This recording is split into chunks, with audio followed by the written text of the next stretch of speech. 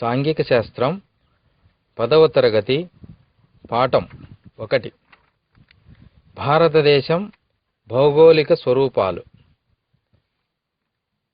భారతదేశం ఉత్తరార్ధ పూర్వార్ధ గోళాలలో పాక్షికంగా విస్తరించి ఉంది.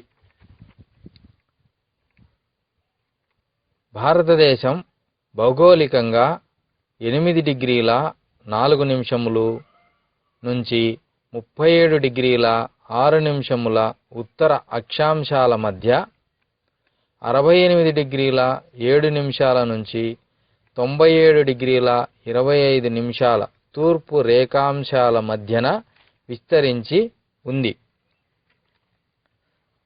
అక్షాంశాల పరంగా ఉత్తర దక్షిణాలుగా 30 డిగ్రీల పొడవున, రేఖాంశాల పరంగా తూర్పు పడమరలుగా అన్నే డిగ్రీలు అంటే 30 డిగ్రీల వెడల్పున వ్యాపించి ఉంది. భారతదేశానికి 3 వైపులా నీరుండి ఒకవైపు భూభాగం ఉన్నందున భారతదేశ ద్వీపకల్పం అన్న పదాన్ని తరచుగా ఉపయోగిస్తాం.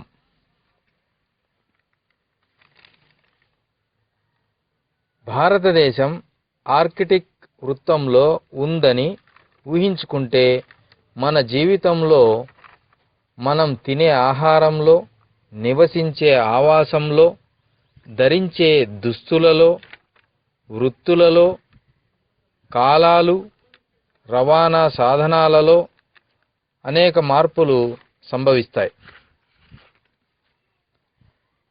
మనం ఉంటున్న ఆంధ్రప్రదేశ్ 12 డిగ్రీల 37 నిమిషముల నుంచి 19 డిగ్రీల 54 నిమిషముల ఉత్తర అక్షాంశాల మధ్య, 76 డిగ్రీల 46 నిమిషముల నుంచి 84 డిగ్రీల 46 నిమిషముల తూర్పు రేఖాంశాల మధ్య విస్తరించి ఉంది. ఆంధ్రప్రదేశ్ తీరరేఖ పొడవు దాదాపుగా 970 కిలోమీటర్లు ఉంది. భౌగోళికంగా భారతదేశం ఉన్న స్థితి శీతోష్ణ స్థితులలో ఎన్నో వైవిధ్యతలకు కారణమవుతోంది. దీనివల్ల అనేక రకాల వృక్ష జీవజాతులు ఏర్పడి వివిధ రకాల పంటలు పండించడానికి అనువైన పరిస్థితులు కల్పించబడ్డాయి. పొడవైన దీని తీర ప్రాంతం హిందూ మహాసముద్రంలోని దీని స్థానం వల్ల చేపలు పట్టడానికే కాకుండా అనేక వ్యాపార మార్గాలకు దోహదం చేసింది.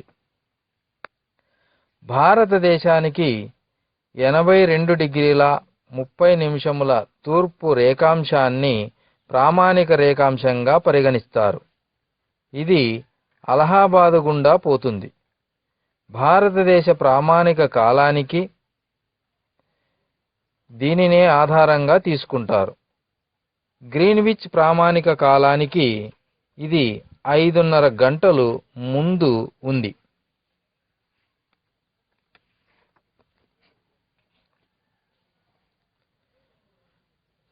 భూగర్భ నేపథ్యం. ప్రపంచ భూభాగమంతా 2 ప్రధాన భూఖండాల నుంచి ఏర్పడ్డాయి. ఇవి అంగారా భూమి, గొండ్వానా భూమి. భారతదేశ ద్వీపకల్పం గొండ్వానా భూభాగంలోనిది. 20 కోట్ల సంవత్సరాల క్రితం గొండ్వానా భూభాగం ముక్కలుగా విడిపోయి భారతదేశ ద్వీపకల్ప ఫలకం ఈశాన్య దిశగా పయనించి చాలా పెద్దదైన యురేషియా ఫలకంతో ఢీకొంది. ఇలా ఢీకొనడం వల్ల తీవ్ర ఒత్తిడి వల్ల లక్షల సంవత్సరాల క్రమంలో ముడతపడే ప్రక్రియ వల్ల పర్వతాలు ఏర్పడ్డాయి. ఇప్పుడు మనం చూస్తున్న హిమాలయాలు ఈ ప్రక్రియ వలన ఏర్పడినవే. ద్వీపకల్ప పీఠభూమిలో ఉత్తర అంచులు పగిలిపోవడం వల్ల ఒక పెద్ద లోయ ఏర్పడింది. కాలక్రమంలో ఈ లోయ ఉత్తరాది నుంచి హిమాలయ నదులు, దక్షిణాది నుంచి ద్వీపకల్ప నదులు తెచ్చిన ఒండ్రు మట్టితో మేట వేసింది. దీని ఫలితంగా భారతదేశంలో విస్తారమైన ఉత్తర సమతల మైదాన ప్రాంతాలు ఏర్పడ్డాయి. హిమాలయాలు. హిమాలయ పర్వతాలు ఒక చాపం వలె పడమర నుంచి తూర్పుకి 2400 కిలోమీటర్ల పొడవున విస్తరించి ఉన్నాయి. పశ్చిమ ప్రాంతంలో ఇవి 500 కిలోమీటర్ల వెడల్పుగా ఉండగా మధ్య తూర్పు ప్రాంతాలలో 200 కిలోమీటర్ల వెడల్పుతో ఉంటాయి. హిమాలయాల్లో సమాంతరంగా ఉండే 3 పర్వత శ్రేణులు ఉన్నాయి.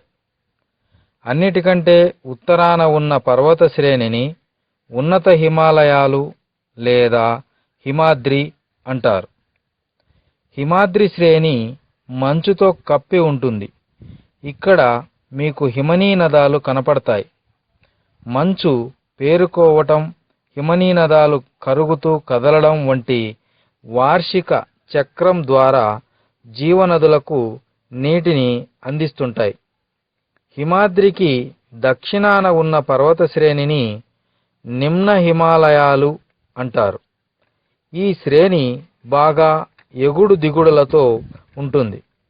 ఇక్కడ బాగా ఒత్తిడికి గురైన రాళ్ళు ఉంటాయి. పర్వతాల ఎత్తు 3700 నుంచి 4500 మీటర్ల మధ్య ఉంటుంది. ఈ శ్రేణిలో పిర్ పంజల్, మహాభారత పర్వత శ్రేణులు ముఖ్యమైనవి. నిమ్న హిమాలయ శ్రేణిలో ప్రఖ్యాతిగాంచిన కాశ్మీర్, హిమాచల్ ప్రదేశ్లోని కంగ్రా, కులు లోయలు ఉన్నాయి. సిమ్లా, ముస్సోరీ, నైనితాల్, రాణిఖేత్ వంటి వేసవి విడిది ప్రాంతాలకు, సతత హరితారణ్యాలకు ఈ శ్రేణి ప్రసిద్ధిగాంచింది.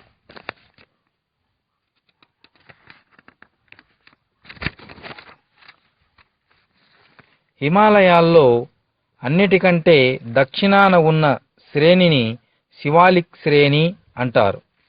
శివాలిక్ శ్రేణి 10 నుంచి 50 కిలోమీటర్ల వెడల్పులో ఉంటుంది. దీంట్లోని పర్వతాల ఎత్తు 900 నుంచి 1100 మీటర్ల మధ్య ఉంటుంది. ఈ శ్రేణిని వేరు ప్రాంతాలలో వేరు పేర్లతో పిలుస్తారు. జమ్మూ ప్రాంతంలో జమ్మూ కొండలు అని, అరుణాచల్ ప్రదేశ్లో మిస్మీ కొండలు అని, అస్సాంలో కచార్ అని రకరకాల పేర్లతో పిలుస్తారు. ఈ ప్రాంతంలో పెద్ద రాళ్ళు, ఒండ్రుమట్టి ఉంటుంది. నిమ్న హిమాలయ శివాలిక్ శ్రేణుల మధ్య ఉండే లోయలను స్థానికంగా డూన్ అంటారు. వీటిలో కొన్ని ప్రసిద్ధిగాంచిన డూన్లు డెహ్రాడూన్, కోట్లీ డూన్, పాట్లీ డూన్ మొదలైనవి. హిమాలయాలకు తూర్పు వైపున సరిహద్దుగా బ్రహ్మపుత్ర లోయ ఉంది. అరుణాచల్ ప్రదేశ్లో ది హంగ్ లోయ, తరువాత హిమాలయాలు జడపిన్ను వంపు తీసుకొని దక్షిణానికి తిరిగి ఈశాన్య రాష్ట్రాలన్నిటిలో విస్తరించి ఉన్నాయి. భారతదేశానికి ఇక్కడ తూర్పు సరిహద్దుగా కూడా హిమాలయాలు ఉన్నాయి. ఈ పర్వతాలను పూర్వాంచల్ అంటారు. ఇవి అవక్షేప శిలలతోనూ ఇసుకతోనూ ఏర్పడినవి. ప్రాంతీయంగా పూర్వాంచల్ పర్వతాలను పాట్కాయ్ కొండలు, నాగా కొండలు, మణిపురి కొండలు, ఖాసీ కొండలు, మిజో కొండలు అంటారు. హిమాలయాల వల్ల శీతోష్ణ స్థితి అనేక విధాలుగా ప్రభావితం అవుతుంది. ఇవి భారతదేశ ఉత్తర సరిహద్దులో రక్షణ కవచాలుగా ఉండి తీవ్ర చలికాలంలో మధ్య ఆసియా నుండి వచ్చే చల్లటి గాలులను అడ్డుకుంటాయి. వేసవిలో వర్షాలకు పశ్చిమ కనుమలు దాటిన తరువాత ప్రాంతంలో ఋతుపవన తరహా శీతోష్ణ స్థితికి హిమాలయాలే కారణం. అవే లేకపోతే ఉత్తర ప్రాంతం పొడిగా ఉండేది. హిమనీనదాల నుంచి నీళ్లు అందటంతో హిమాలయ నదులు సంవత్సరం పొడవునా నీళ్లు కలిగి ఉంటాయి.